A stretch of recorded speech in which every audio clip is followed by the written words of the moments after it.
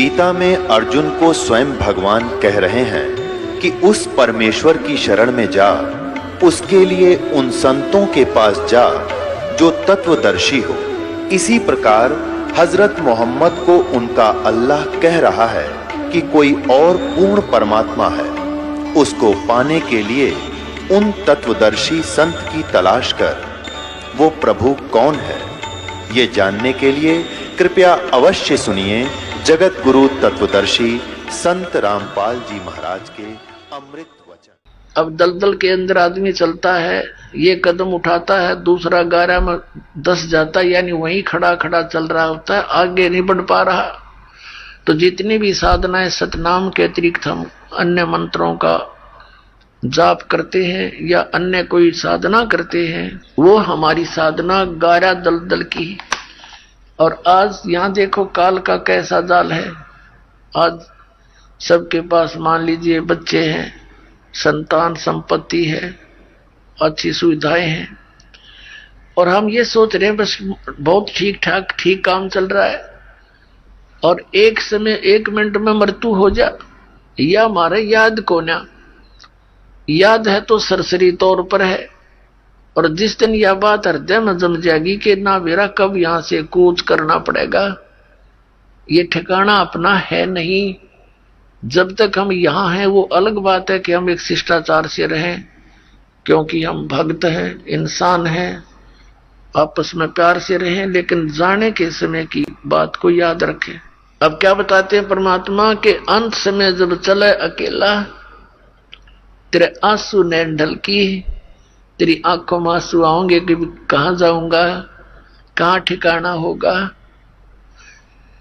तो परमात्मा कहते हैं कह कबीर शरण गए मेरी, तेरी हो रक्षा जल थल की, मेरी शरण में आ, तेरी सारे रक्षा करूंगा। जब यहां से चलेगा संसार छोड़कर आगे खड़ा पाओगा परमात्मा हमारे, और कहेगा बेटा चल चलेंगे, जहाज में बैठा के ले जाएगा। कहते हैं आए हैं सो जाएंगे ये राजा रंग फकीर, एक सिंहासन चढ़ के जा एक बांधे जात जंजीर। परमात्मा कबीर साहब कहते हैं इस भरे पूरे परिवार को जब तू छोड़ कर चलेगी आत्मा, डकरा डकरा कर टक्कर मारेगी जब सत भक्ति नहीं करी थे। परमात्मा कहते हैं हिड़की दे दे रोएगी सुरता जब तू चलेगी अकेली, सब यहीं रह जाएंगे, तेरा जोड़ा जाड़ा सब साजबाज खत्म, और तेरी खबर लेंगे वहां यम के दूत। तो परमात्मा की शरण में आने से हमें ये राहत मिलती है। आपने इस परमात्मा की वाणी में सुना, कहे कबीर सब मिटा दूं रासा तो कर मेरी पहचान। हम परमात्मा की पहचान नहीं कर पा रहे, और हमने परमात्मा की पहचान करनी पड़ेगी। तो पुण्यात्माओं, हम जिन भगवानों की भक्ति किया करते थे वो कंप्लीट गॉड नहीं थे, वो पूर्ण परमात्मा नहीं थे, वो तो अक्षेत्रीय भगवान थे, मालिक थे। जैसे पहले हमने राम की डेफिनेशन समझनी पड़ेगी, परिभाषा क्या है परमात्मा की, राम की, प्रभु की, स्वामी की। एक सीधा सा उदाहरण लेते हैं, जैसे राम कहो, साहेब कहो, गॉड कहो, अल्लाह कहो, ये सभी उस परमात्मा के उपमात्मक शब्द हैं। अब जैसे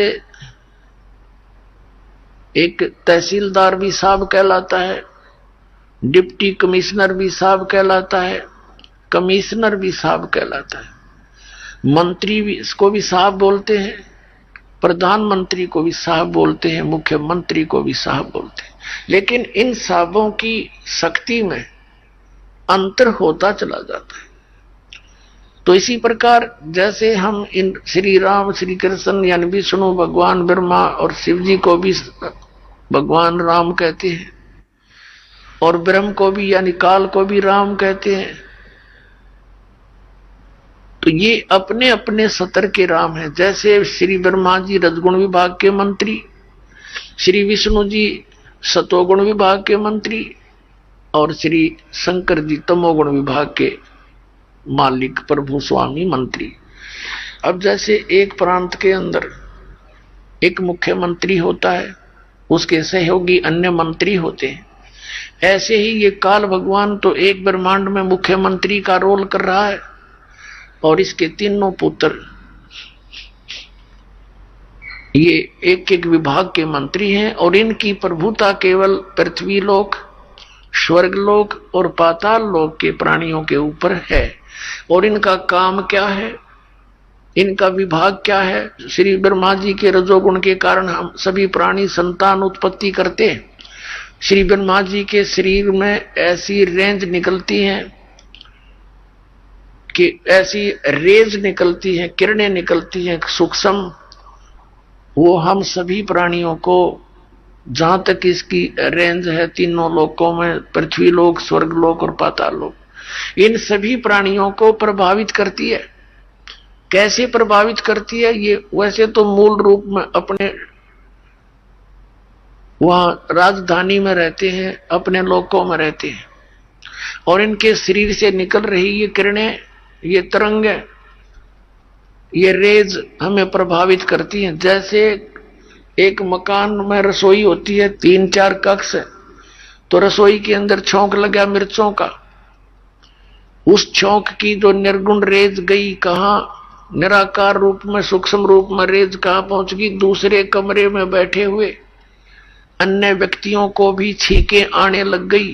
तो उससे क्या हुआ कि मूल वस्तु रसोई में उससे निकल रही रेज ने कहां जाकर के प्रभाव डाला?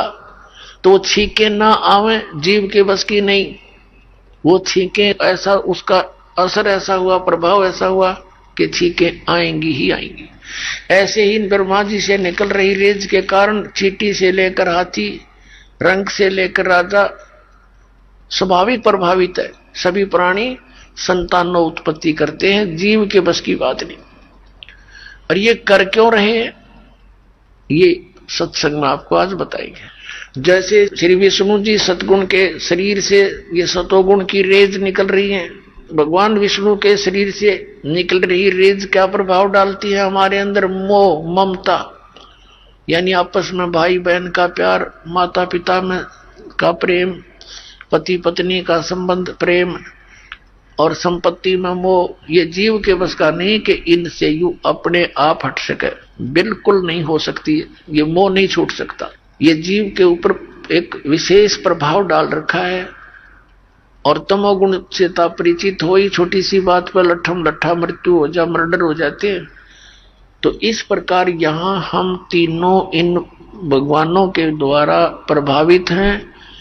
इसका कारण क्या है कि इस काल भगवान को जो ब्रह्म कहलाता है, ये 1 लाख मानव शरीरधारी प्राणियों का नित्य आहार करता है, 1.25 लाख की उत्पत्ति करता है, और उसके लिए इन तीनों पुत्रों को सेवा दे रखी है, इसने ड्यूटी बांट रखी है। और स्वयं ये गुप्त रहता है ब्रह्मांड के अंतिम छोर में, वहां इसने गुप्त स्थान बना रखा है, और वहां ये अपनी पत्नी दुर्गा को साथ रखता है, और जब चाहे उसको यहाँ संसार में भेज देता है, वो सामने दर्शन देती है। ये कभी किसी को दर्शन नहीं देता। इसने प्रतिज्ञा कर रखी है कि मैं कभी भी अपने वास्तविक रूप में किसी के सामने नहीं आऊंगा। आप श्रीमद् भगवद गीता अध्याय नंबर 7 के श्लोक नंबर 24 और 25 में इसने स्पष्ट किया है। श्री कृष्ण में प्रवेश करके ये बोल रहा है कि ये मूर्ख जन समुदाय मुझे कृष्ण मान रहा होगा, मुझे व्यक्ति रूप में आया हुआ मान रहा है। मैं कृष्ण नहीं हूं, मैं अपनी योग माया से छुपा रहता हूं, मैं कभी किसी के सामने नहीं आता। ये मेरा अटल अनुतम यानी घटिया नियम है। अब जो पिता अपने बच्चों से दूर रहता है तो उसमें कोई ना कोई दोष है।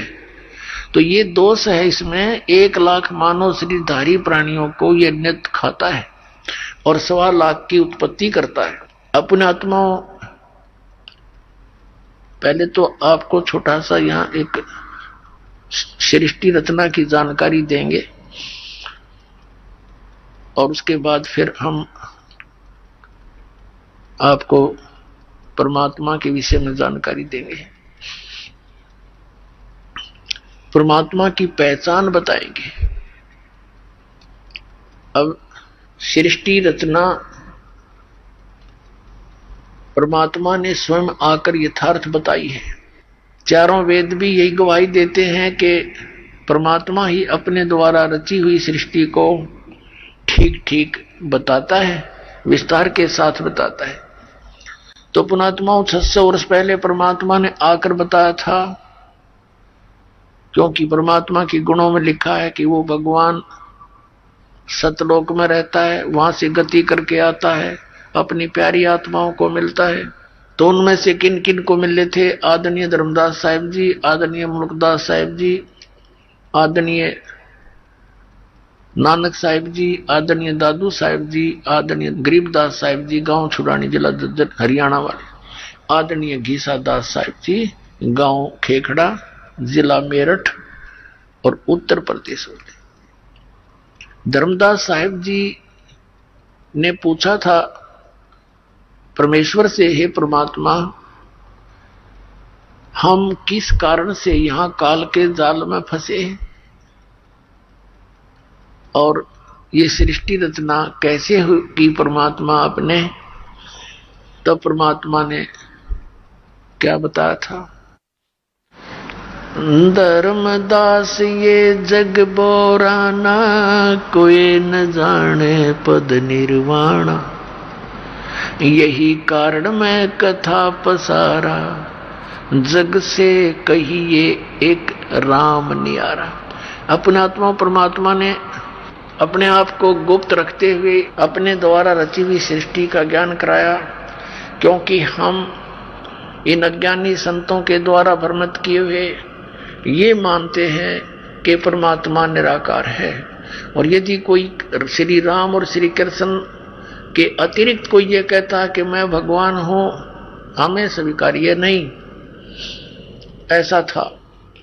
और इसी प्रकार मुसलमान धर्म के अंदर कोई ये कहे कि हजरत मोहम्मद के बाद कोई ये कहे मैं खुदा का रसूल हूं, उन्हें मानने नहीं। इसलिए परमात्मा ने अपनी जानकारी को इसी तरीके से दिया कि ताकि इनका गला उतर जा, किसी प्रकार ये सुन ले। अपनात्मा 600 वर्ष पहले परमात्मा कबीर जी ने वो ज्ञान बताया था, सृष्टि रचना बताई थी, पुराणों वेदों और गीता जी का ज्ञान बताया था। लेकिन इन अज्ञानी ऋषि महर्षि आचार्यों ने परमात्मा के इस ज्ञान को हम तक आने नहीं दिया। ये कह करके इन्होंने परमात्मा से दूर कर दिया हमारे को कि कबीर अशिक्षित है, ये क्या जाने इन वेदों और गीता के गूढ़ रहस्यों को। ये जो बोल रहा है कि ब्रह्मा विष्णु महेश के जन्म मृत्यु होती है, इसके माता पिता हैं, ये झूठ बोलता है। इस जुलाई की इस दानक की बातों को मत सुनना, ये हमारे हिंदू धर्म का विरोधी है।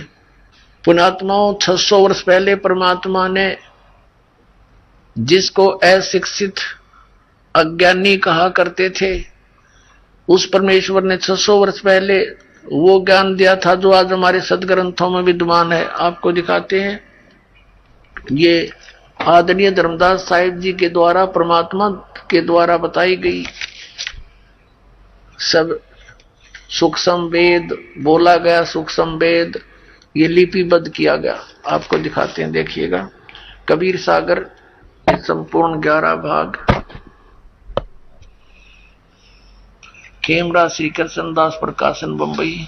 ये कबीर पंथियों के द्वारा ही संशोधित है।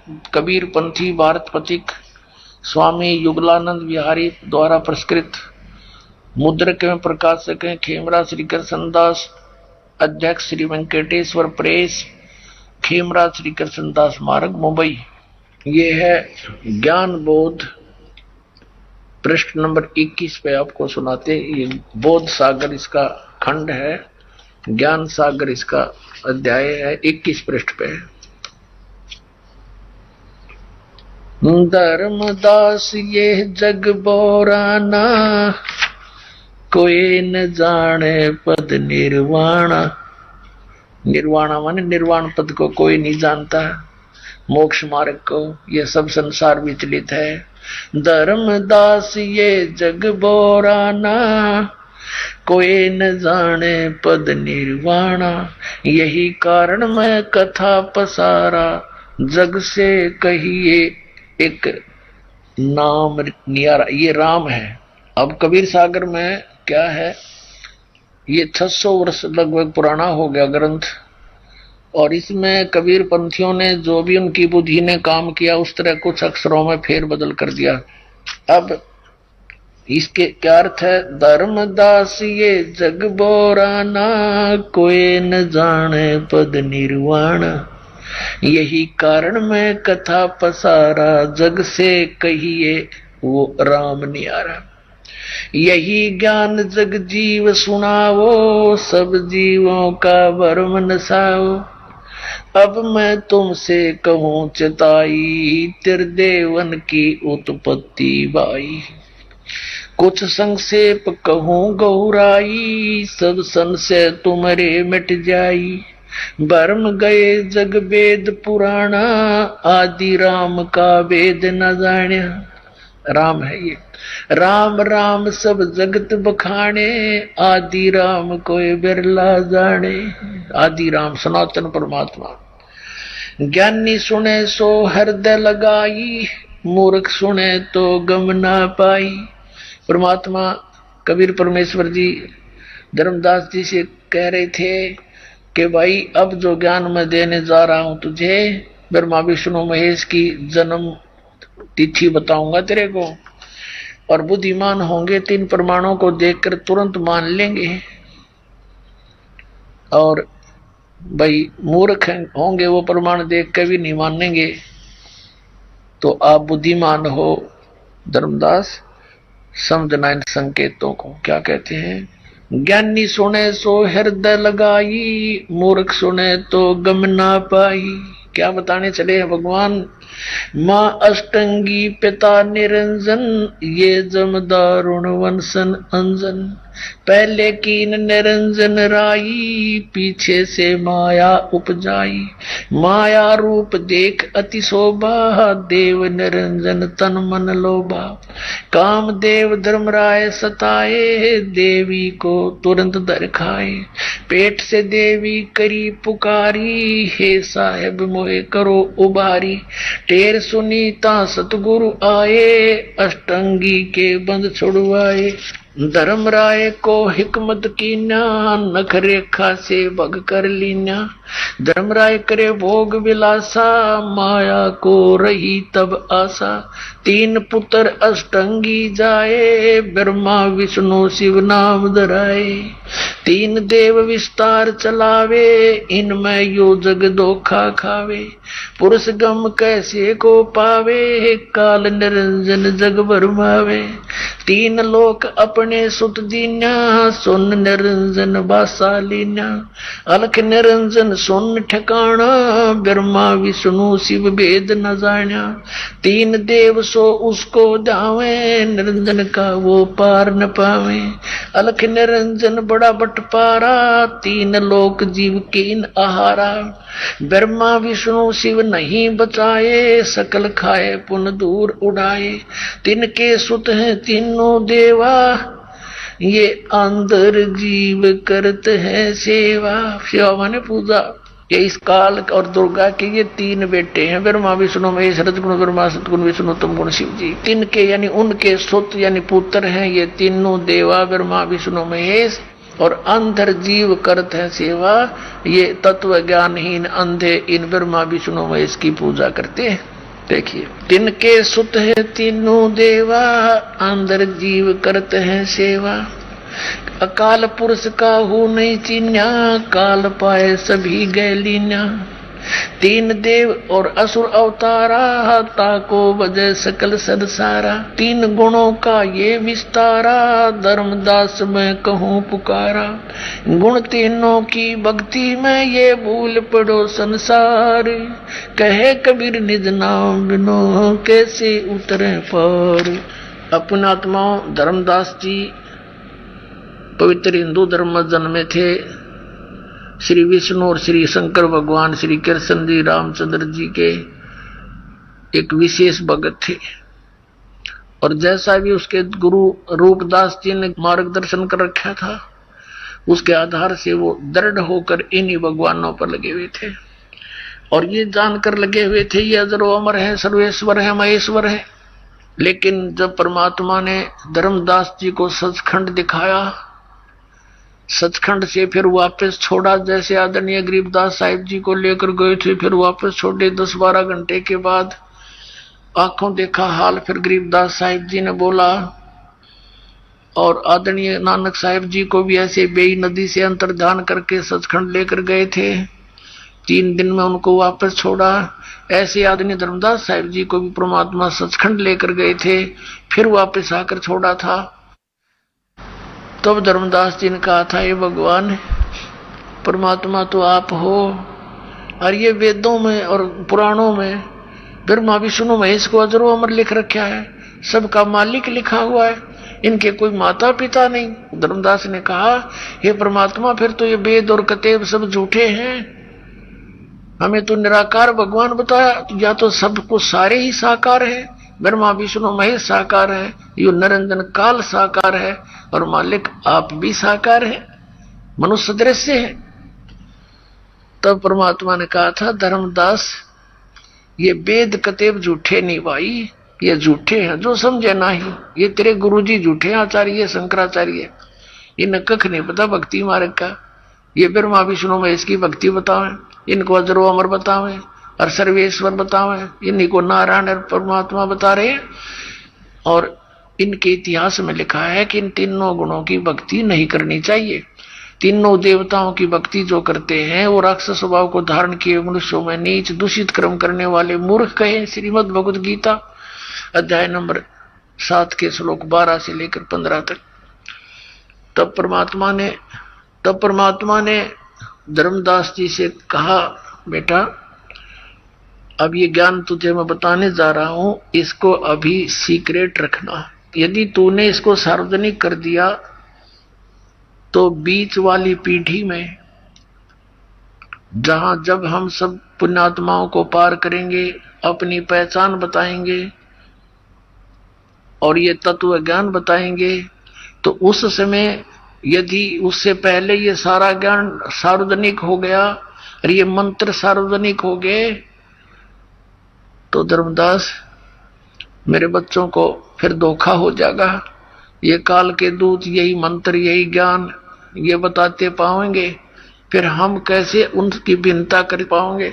इसलिए इसको अभी छुपा के रखना। लेकिन मैं तुझे बताता हूं कि ब्रह्मा विष्णु महेश नासवान है, इनकी जन्म मृत्यु होती है, दुर्गा इनकी माता है और ज्योत स्वरूपी काल रूपी ब्रह्म इनका पिता है, इनकी जन्म मृत्यु होती है, ये नासवान है। अब यहां धर्मदास का गला नहीं उतरा बात कि अभी क्यों कर बात बने, और जबकि आंखों देख भी लिया तो परमात्मा ने कहा कि ऐसे ऐसे। अब आपको थोड़ा सा शिव पुराण दिखाते हैं। तीनों देवताओं की उत्पत्ति का हमारे पुराणों में जिक्र है। देखिए शिव पुराण, संक्षिप्त शिव पुराण गीता प्रेस गोरखपुर से प्रकाशित है।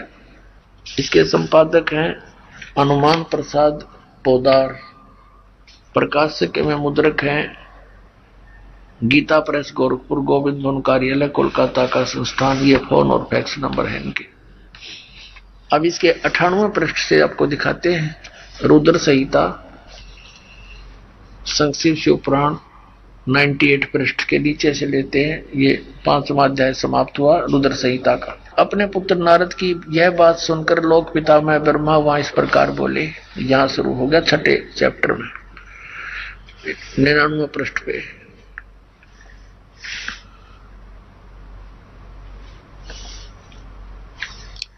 ब्रह्मा जी ने कहा, ब्रह्मन देव शिरोमणे, तुम सदा समस्त जगत के उपकार में लगे रहते हो। तुमने लोगों के हित की कामना से बहुत उत्तम बात पूछी है।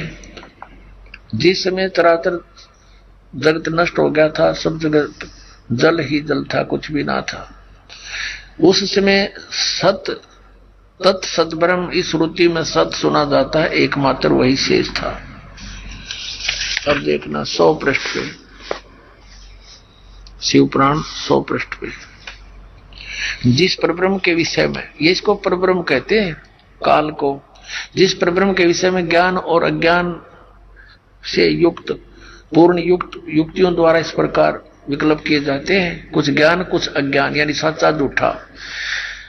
उसने कुछ काल के बाद द्वितीय की इच्छा प्रकट की, उसके भीतर एक से अनेक होने के संकल्प उदित हुए। तब उस निराकार परमात्मा ने अपनी लीला शक्ति से अपने लिए मूर्ति यानी आकार की कल्पना की। जो मूर्ति रहित परम ब्रह्म है उसकी मूर्ति ये भगवान सदाशिव है। अर्वाचीन और प्राचीन विद्वान उन्हीं को ईश्वर कहते हैं। उस समय एकाकी रहकर स्वेच्छा अनुसार विहार करने वाले सदाशिव ने अपने विग्रह से स्वयं ही एक स्वरूप भूता शक्ति की सृष्टि की।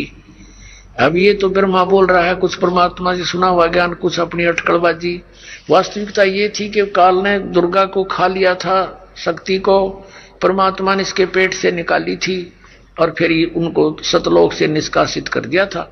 ये मिलता जुलता ज्ञान परमात्मा से सुना हुआ, क्योंकि परमेश्वर ने आके कबीर जी ने इस ब्रह्मा जी को, विष्णु जी को, शिव जी को ये ज्ञान सुनाया था, पर इन्होंने स्वीकार नहीं किया, काल के दबाव था, अपने पिता के प्रभाव से। अब देखिएगा, अपने विग्रह से स्वयं एक स्वरूप भूता शक्ति यानी स्त्री की सृष्टि की, जो उनके श्रीअंग से कभी अलग होने वाली नहीं थी।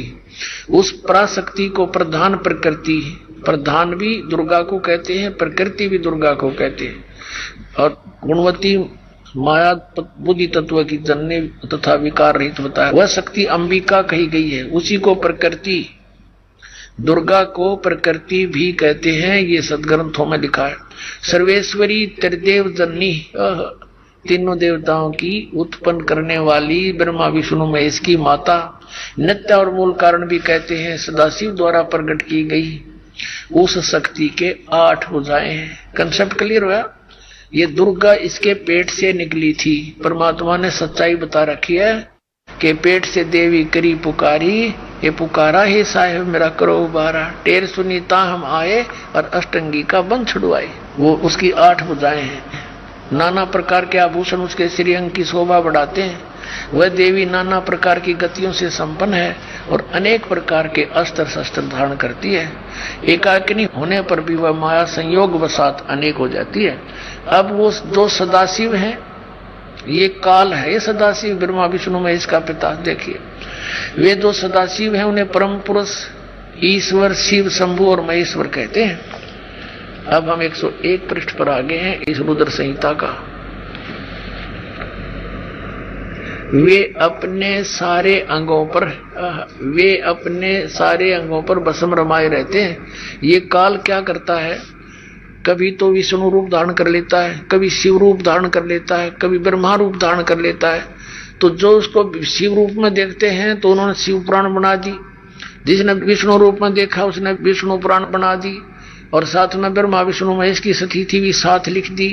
तो ये उनसे अलग है। देखिएगा, वे अपने सारे अंगों पर भस्म रमाए रहते हैं। उन काल रूपी ब्रह्म ने, उन काल रूपी ब्रह्म ने, काल रूपी ब्रह्म को ज्योत रूपी निरंजन कहो, एक ही समय शक्ति के साथ है ये शिवलोक नामक अक्षेत्र का निर्माण किया। वह उत्तम काशी, उस उत्तम अक्षेत्र को काशी कहते हैं। वह परम निर्वाण और मोक्ष का साधन है, जो सबसे ऊपर विराजमान। वे प्रिया और प्रियतम, जो पति और पत्नी रूप में शक्ति और शिव, दुर्गा और ये काल रूपी ब्रह्म आपने पढ़ लिया।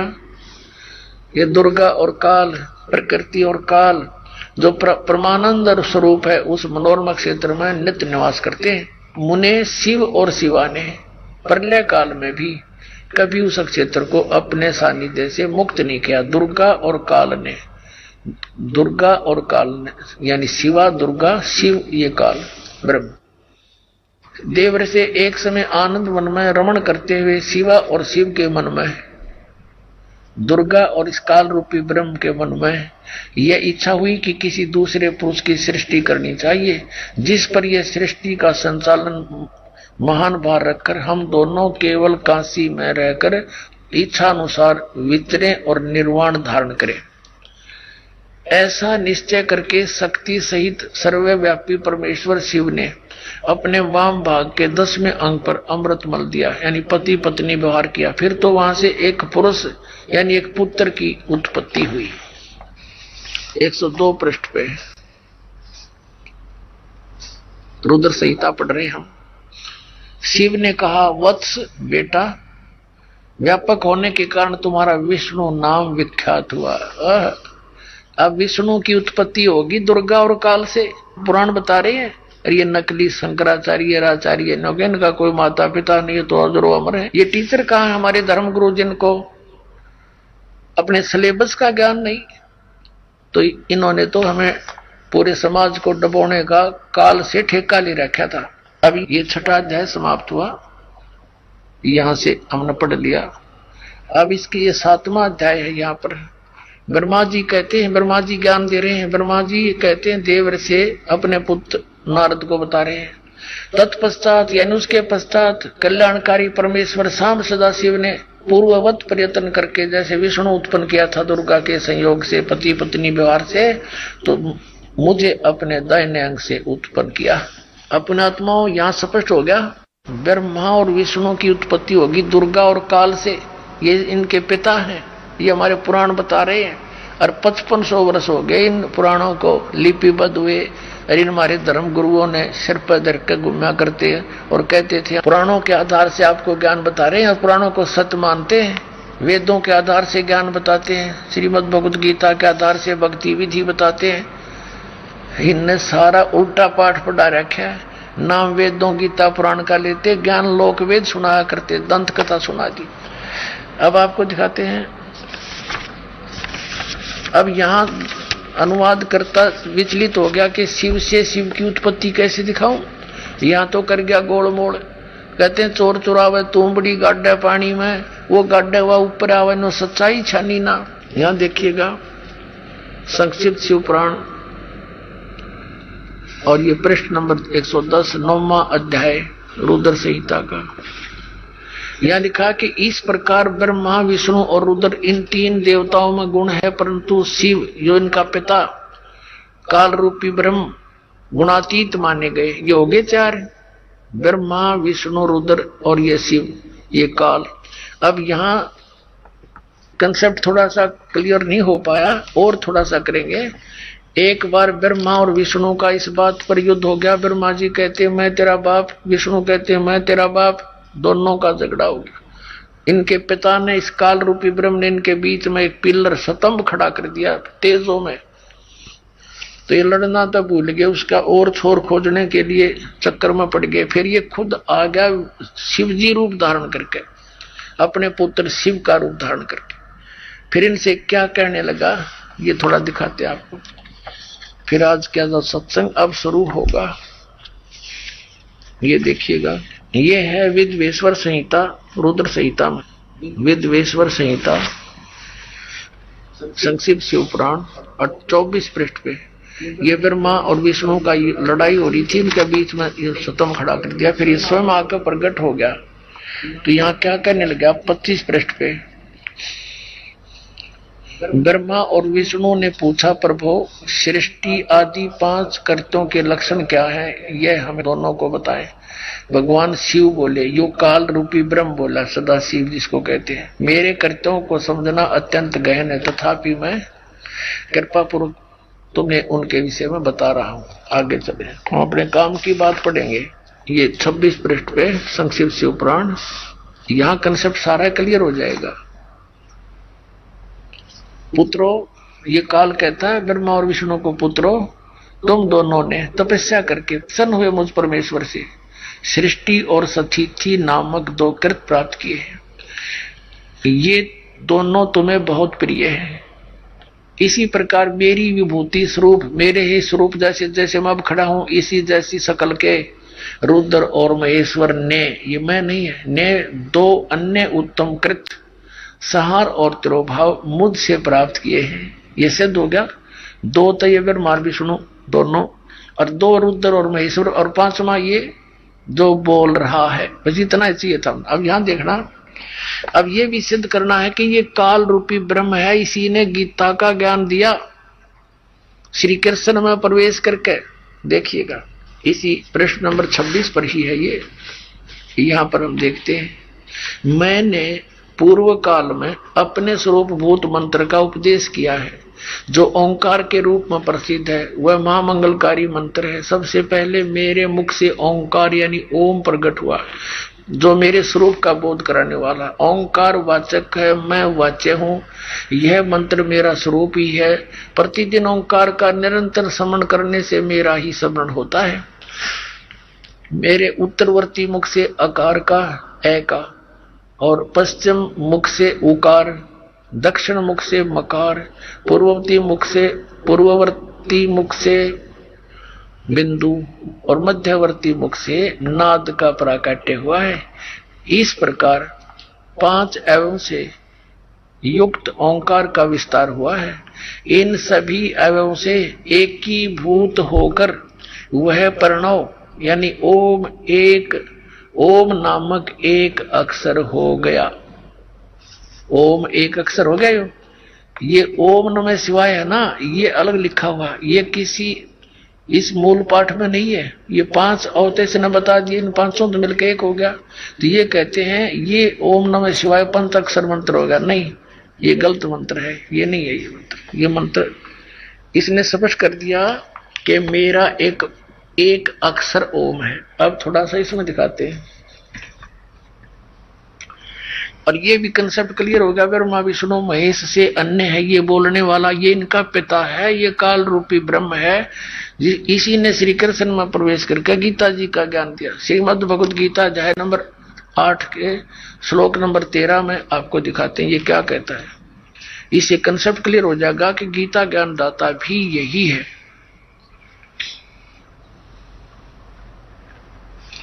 गीता प्रेस गोरखपुर से प्रकाशित है। ये जयदयाल गोविंद का इसके अनुवादक है।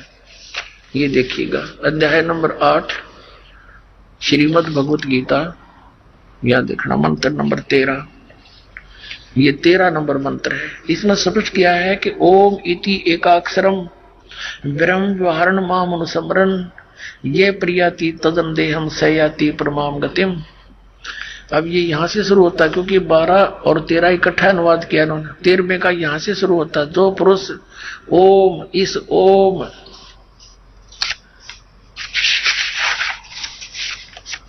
यह है एकाक्षर ब्रह्म, एक अक्षर रूप, यानी ओम एक अक्षर का ब्रह्म। ये दोनों अनुवाद गलत किया है। एक अक्षर रूप ब्रह्म को उच्चारण करता हुआ, मुझ निर्गुण ब्रह्म का निरंतर चिंतन करता शरीर को त्याग कर जाता है, वह पुरुष परम गति को प्राप्त होता है। अब मूल संस्कार देखना, मूल पाठ में क्या लिखा है कि ओम इति एकाक्षरम ब्रह्म व्यवहारन माम अनुस्मरण, माम ब्रह्म मुझ ब्रह्म का केवल यह ओम, ये ओम इति एक अक्षरम, ये एक अक्षर ओम है, उच्चारण करके सिमरण करता हुआ यह प्रियाति तदन देहम सयाति परमाम गति। अब ये स्पष्ट हो गया कि गीता जी का ज्ञान भी इस काल रूपी भगवान ने ही दिया है। और ये ब्रह्मा विष्णु महेश का पिता है, दुर्गा इनकी माँ है। ये तो इन सदग्रंथों ने, पवित्र सदग्रंथों ने आज आपके समक्ष ये गवाही दे दी। और 600 वर्ष पहले परमात्मा स्वयं बता कर गए थे कि इनकी जन्म मृत्यु होती है, ये अविनाशी नहीं है, इनके माता पिता हैं। तो पुण्यात्माओं कौन है भगवान? Kabir is God.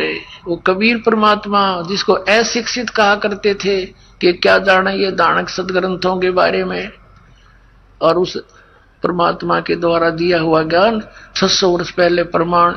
तो इनसे अब हमें ये दृढ़ होगा कि हु इज गॉड। अपने आत्माओं, जब धर्मदास जी को ये बात समझ में आ गई कि भगवान सारी है सच्ची, तो कहा है भगवान हे परमात्मा हमारा उद्धार कैसे होगा? आपकी बात को कोई सुनता ही नहीं। ये मालिक आपके बच्चे आपको कैसे पहचानेंगे? तो परमात्मा ने कहा धर्मदास इस काल का मेरा एक कंप्रोमाइज हो रहा है, एग्रीमेंट हो रहा है। इसने मेरे से कहा था 3 युगों में जीव थोड़े ले जाना, मेरे से वचनबद्ध कर दिया था मुझे।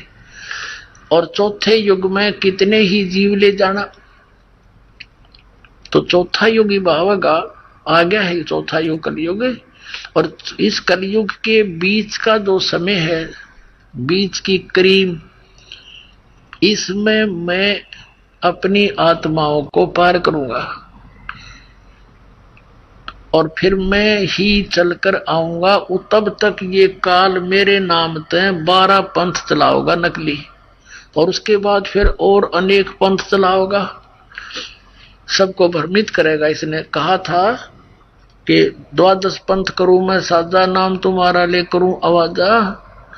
इन 12 पंथ नाम जो ले ही मेरे मुख में आन समोही। ये 12 तो कबीर पंथ के, कबीर जी के नाम से कबीर पंथी कहलाते। ये काल के सारे पारों के 12 के 12। फिर कहा और अनेक पंथ चलाऊं या विद जीवों को भरमाऊं, देवी देवल और धाम पुजाऊं। कहा था जोग जीत जाओ संसारा, जीव न माने कहा तुम्हारा। जीव तुम्हारा कहा न माने, हमरी और हो बात बखाने। कहा था काल नहीं सा कर दूंगा कि तेरी बात ने कोई नहीं सुनेगा, नकली सतलोक की महिमा गाने वाले नरे पंथ चला दूंगा। जब तुम जाओगे उससे पहले तो सारा डूंडा पाट दूंगा, और तेरे दूत का जो तुम भेजेगा या आओगे तुम, तुम्हारी कोई नहीं सुनेगा। तब धर्मदास ने कहा भगवान फिर कैसे बात पड़ेगी दाता, आगे तो कलयुग घोर आवेगा। अब तो लोग बहुत धार्मिक हैं, परमात्मा को चाहने वाले, डरने वाले हैं, और फिर कब दया होगी दाता। अब न मान रही है आपकी एक भी बात को। तो परमात्मा ने कहा था धर्मदास, जब युग कलयुग 5505 वर्ष जब बीत जाएगा, तब हम अपने इस ज्ञान का प्रचार करेंगे। तब मैं अपने दास को भेजूंगा, और वो जो है मेरी ही शक्ति के आधार से सब ज्ञान प्रचार करेगा। पहले तो पुण्यात्मा हम आपको सदग्रंथ दिखाते हैं कि जब कलयुग बीते 5505, तब ये मेरा वचन होगा सच्चा। ये 12 पंथ काल फरमाना, भूले जीव न जाओ ठिकाना। ये थोड़ा सा आपको भेज देंगे, क्योंकि परमात्मा की भक्ति के लिए तो आप तड़प ही रहे हो, परमात्मा की महिमा से आप परिचित भी हो, तभी तो उसकी खोज में लगे हो। कोई कहीं गया, कोई कहीं गया, कोई किसी संत के पास, कोई पंथ में, अलग अलग धर्म भी बनाए हमने, शायद हमारा कल्याण हो जाए। भगवान कबीर साहब कहते हैं, जब तक मेरी पहचान तुझे नहीं होगी प्यारी आत्मा, तू दंड नहीं हो सकता। तो दास चाहता है आपको परमात्मा की पहचान करा दूं। अब इसी कबीर सागर में पुण्यात्माओं, ये कोई डूम बाट के लिखे हुए लेख नहीं, या कोई आज नई बना कर लिखी हुई कहानी नहीं। अब वो 12 पंथ के बारे में कैसी जानकारी दी है परमात्मा ने, देखिएगा इसी कबीर सागर में। ये है कबीर सागर, वही जो आपको दिखाया था, खेमराज श्री कृष्ण दास प्रकाशन मुंबई से। ये कबीर सागर ज्ञान प्रथम खंड, कबीर पंथी भारत पथिक, स्वामी युगलानंद बिहारी द्वारा पुरस्कृत, मुद्रक एवं प्रकाशक खेमराज श्री कृष्ण दास, अध्यक्ष श्री वेंकटेश्वर प्रेस, खेमराज श्री कृष्ण दास स्मारक मुंबई से। अब आपको दिखाते हैं कबीर वाणी। ये 12 पंथ कहा था काल ने, 12 पंथ चलाऊंगा। कबीर वाणी ये चैप्टर है, बौद्ध सागर इसका खंड है, और इसके 136 पृष्ठ पे क्या कहा है, 12 पंथ चलो सो भेद, 12 पंथ काल फुरमाना, और भूले जीव न जाए ठिकाना। ताते आगम कह हम राख्या, प्रथम वंश हमारा चूड़ामणि शाखा। प्रथम जग में जागू भरमावे, बिना भेद वो ग्रंथ चुरावे। दूसर सुरत गोपाल होई, अक्षर जो जोग दृढ़ावे सोई। तीसरा मूल निरंजन, चौथा टकसार। फिर ऐसे ये ब्रह्म लोक, छठा सतनामी, 7वां यो जीवा पंथ, और 8वां राम कबीर पंथ। ये तो है पद्य भाग में। फिर यहाँ देखिए गद्य भाग में, ये है ये कबीर चरित्र बोध। इसके यहाँ बोध सागर के 1870 पृष्ठ पे यहाँ कति क्लियर किया है कबीर साहब के पंथों का वर्णन, यानी कबीर साहब के नाम से। प्रथम नारायण दास का पंथ, ये गलत लिखा है, क्योंकि नारायण दास जी ने तो धर्मदास का, कबीर साहब का मार्ग स्वीकार ही नहीं किया था। ये चूड़ामणि का पंथ है। यज्ञुदास पंथ, यागुदास, जागुदास समझो, सूरत गोपाल, चौथा मूल निरंजन, पांचवा टकसारी पंथ, भगवान दास का पंथ, सतनामी पंथ, कमाली पंथ, कमाल का पंथ, राम कबीर पंथ, प्रेम धाम की वाणी पंथ, 11वां जीवा पंथ और 12वां ये गरीब दास। आइए